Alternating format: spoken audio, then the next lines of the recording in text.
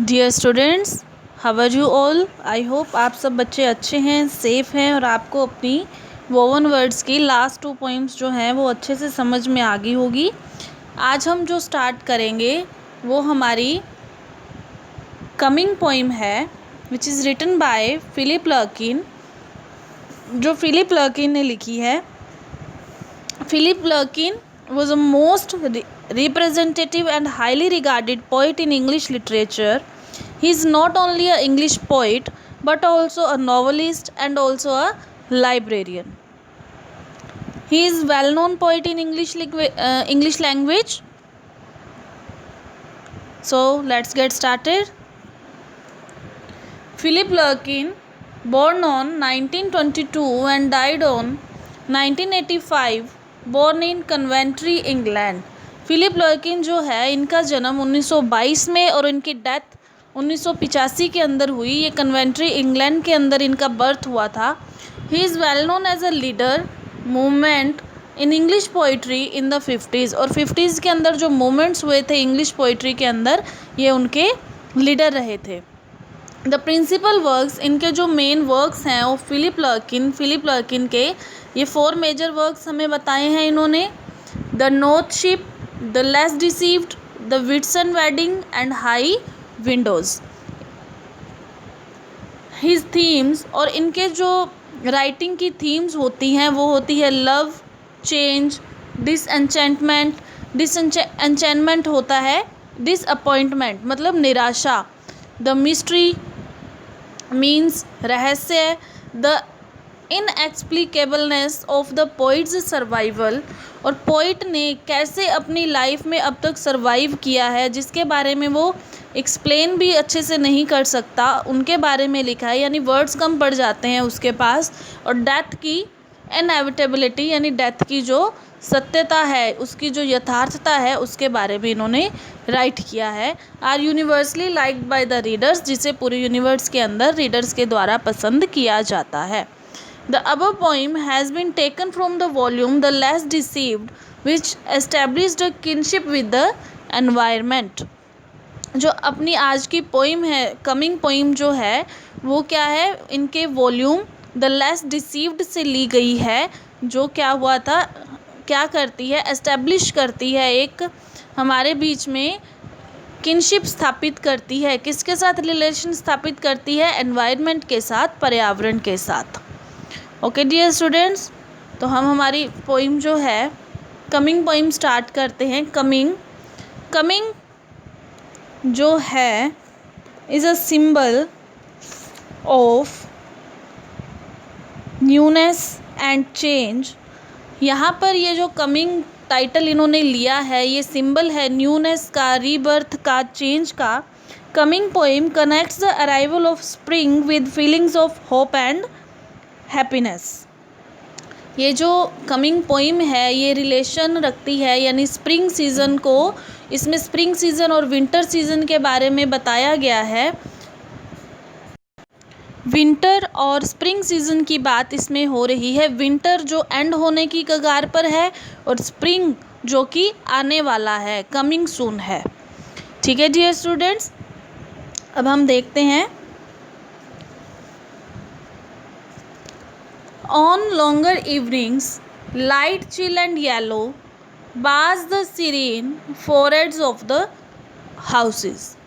On longer evenings हमें ये बता रही हैं कि longer evening कब होती है, रात लंबी या शाम लंबी कब होती है। विंटर के अंदर होती है।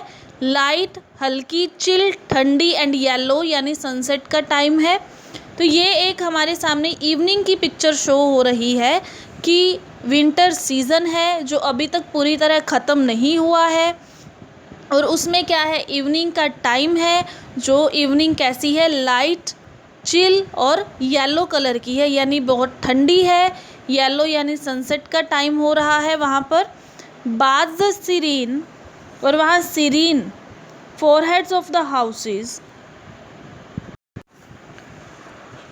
और बाद the serene foreheads of the houses, और जो घरों के फोरहेड्स हैं यानी उनके फ्रंट और जो टॉप साइड है वो क्या कर रही है, बात हो रही है, नहा रही है द सीरीन, शांति से। उस शांति से भरे हुए घरों में जो है येलो कलर की लाइट से वो वॉश हो रहे हैं, ठंडी ठंडी वहाँ हवा चल रही है, जिससे कि वो शांत जो घर हैं वो भीग रहे हैं, नहा रहे हैं। A thrush sings laurel surrounded. Thrush एक बर्ड है। अ थ्रश सिंग्स एक थ्रश नाम का बर्ड है जो गा रहा है। और जब ये थ्रश बर्ड गाता है तो पोइट जो फिलिप लर्किन है उन्हें अपने चाइल्डहुड की याद आ जाती है, उन्हें अपनी सारी चाइल्डहुड रिकॉल हो जाती है। A thrush sings laurel surrounded. Thrush है वहाँ जो गा रहा है, थ्रश नाम का बर्ड है जो वहाँ गा रहा है, लॉरेल सराउंडेड। और वहाँ क्या हो रहा है, जो लॉरेल कवर्ड है, लॉरेल सराउंडेड मतलब लॉरेल होती है बुशीज, वहाँ की झाड़ियाँ, सराउंडेड चारों तरफ से घेरे हुए, यानी एक बर्ड है जो झाड़ियों के बीच में बैठा है और वो अपनी वॉइस के अंदर गा रहा है। In the deep bare garden it's fresh peeled voice astonishing the brick work. In the deep bare garden, वो बेयर गार्डन की बात कर रहा है। बेयर गार्डन मतलब ऐसा गार्डन जहाँ की ट्रीज़ की लीव्स जो हैं वो गिर चुकी हैं, क्योंकि जाती हुई विंटर है, ऑटम सीज़न हो गया, उसमें पतझड़ का सीज़न है, क्योंकि जाती हुई विंटर में क्या होता है, पेड़ों से पत्ते गिर जाते हैं, उसके बाद स्प्रिंग आती है जहाँ पर पत्ते क्या होते हैं उस समय हरे हो जाते हैं। इट्स फ्रेश पील्ड वॉइस, उसकी जो ताज़ी कानों को चीरने वाली हवा है वो क्या कर रही है, सारे काम करने वालों को एस्टोनिशिंग कर रही है, सरप्राइज कर रही है। It will be spring soon, it will be spring soon. तो अब क्या बता रहा है, यहाँ तक तो उसने कहा कि विंटर सीज़न है, ऐसा ऐसा हो रहा है, वो जो इवनिंग है वो घरों को भिगो रही है, एक थ्रश नाम का बर्ड है जो गा रहा है, बुशेस के बीच में बैठा है, उसकी तीखी आवाज़ जो उस लीफलेस गार्डन में से आ रही है वो सबको सरप्राइज कर रही है।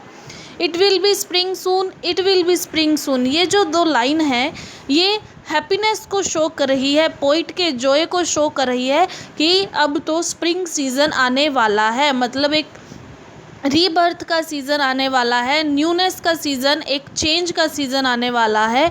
क्योंकि स्प्रिंग में क्या होता है, जो भी चीज़ें जैसे पेड़ अपने लीव्स खो देते हैं, फ्लावर्स ख़त्म हो जाते हैं, उन्हें क्या है वापस से वो प्लांट्स और ट्रीज़ जो हैं वो ग्रीन होने स्टार्ट हो जाते हैं, तो इसे न्यूनेस का, एक रीबर्थ का सिंबल कहा जाता है। एंड आई, और मैं, whose childhood is a forgotten boredom, और मैं, मेरे जैसे इंसान की जिसका बचपन एक ऐसा बोर्डम था, एक जिसे मैं भुला चुका हूँ पूरी तरह, इतनी ज़्यादा बोर था मेरा बचपन। उसका बचपन बोर क्यों था, क्योंकि एनालिस्ट बताते हैं, जो क्रिटिक है वो बताते हैं कि फिलिप लर्किन को बचपन में स्टैमरिंग की बीमारी थी, यानी वो हकलाकर बोलते थे। हकलाकर बोलने की वजह से क्या था, उन्हें डिसरिस्पेक्ट होना पड़ता था। तो वो कहते हैं कि मेरा बचपन जो है वो बहुत ज़्यादा बोर्डम से भरा हुआ था।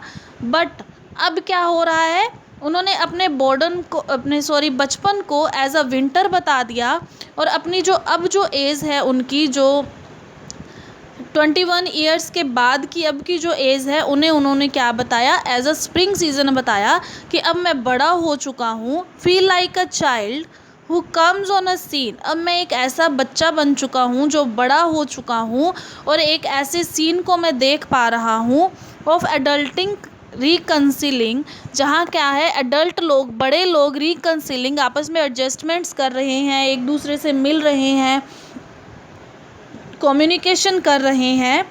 तो वो क्या कर रहे हैं, मैं उन्हें देख रहा हूँ, उस दृश्य को मैं देख रहा हूँ। एंड कैन अंडरस्टैंड नथिंग, और मैं समझ कुछ भी नहीं पा रहा उसमें कि वो क्या कर रहे हैं, क्या बात कर रहे हैं। I don't know, I can't understand anything but the usual laughter, पर मैं क्या कर रहा हूँ, मैं सिर्फ उन्हें देखकर हंसे जा रहा हूँ, खुश हुए जा रहा हूँ, क्योंकि अब मैं बड़ा हो चुका हूँ। And starts to be happy, और अब मैंने अपनी बचपन की, चाइल्डहुड की बोर्डम को छोड़ दिया है, और अब मैं यंग एज में आ चुका हूँ, इसलिए मैं अब खुश होना स्टार्ट कर दिया है। तो ये जो पोइम है एक मेलंकली टोन के अंदर शुरू होती है, यानी एक दुख भरी टोन के अंदर शुरू होती है, जहाँ पोइट जो है काफ़ी हताश होता है, डिसअपॉइंटेड होता है। पर जब ये जैसे जैसे पोइम ख़त्म होती है, स्प्रिंग सीजन आ जाता है, तो पोइट क्या करता है, हैप्पीनेस से फुल हो जाता है, जॉय करता है, हर चीज़ को एंजॉय कर रहा है, फ़न कर रहा है, हर एक छोटी छोटी चीज़ को फील कर रहा है। और वो क्या करता है, एंडिंग इसकी जो होती है हैप्पी टोन में होती है, वो खुश होना स्टार्ट हो जाता है। Okay dear students, this is your poem coming, written by Philip Larkin. Thank you very much, have a nice day.